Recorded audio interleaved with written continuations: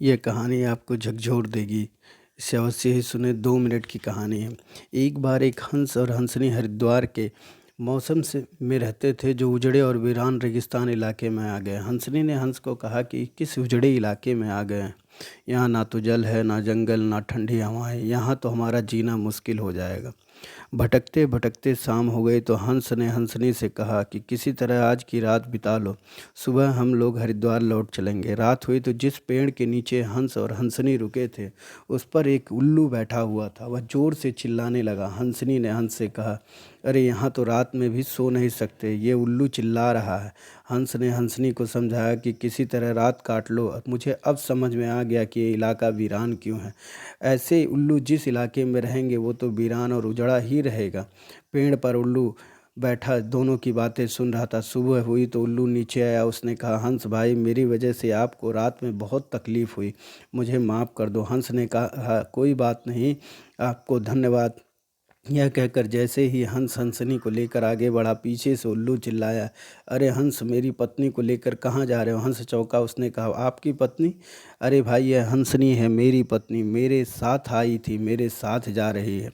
उल्लू ने कहा, खामोश, यह मेरी पत्नी है। दोनों के बीच विवाद बढ़ गया और पूरे इलाके के लोग एकत्रित हो गए। कई गांवों की जनता बैठी, पंचायत बुलाई गई, पंच लोग भी आए। भाई, किस बात का विवाद है? दोनों लोगों ने बताया कि उल्लू कह रहा है कि हंसनी उसकी पत्नी है और हंस कह रहा है हंसनी उसकी पत्नी है।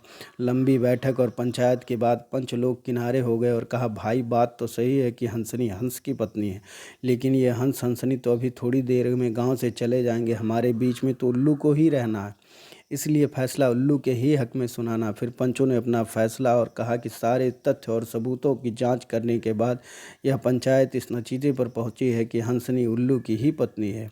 हंस को तत्काल गांव छोड़ देने का हुक्म दिया गया। यह सुनते ही हंस हैरान रह गया और रोने, चीखने और चिल्लाने लगा कि पंचायत ने गलत फैसला सुनाया, उल्लू ने मेरी पत्नी ले ली। रोते चीखते हुए वह आगे बढ़ा तो उल्लू ने आवाज़ लगाई, ये मित्र हंस, रुको।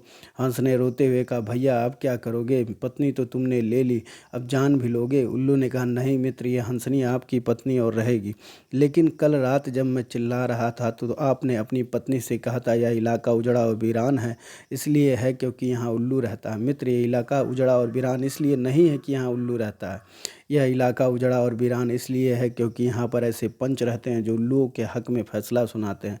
शायद इतने साल के बाद भी हमारे देश की दुर्दशा का मूल कारण यह है कि हमने उम्मीदवारों की योग्यता न देखते हुए हमेशा ये हमारी जाति का, ये हमारी पार्टी के आधार पर अपना फैसला उल्लुओं के पक्ष में ही सुनाया। देश की बदहाली और दुर्दशा के पक्ष में कहीं ना कहीं हम जिम्मेदार हैं। कहानी अच्छी लगी तो आगे बढ़ा दें और चैनल को लाइक और सब्सक्राइब ज़रूर करें। धन्यवाद।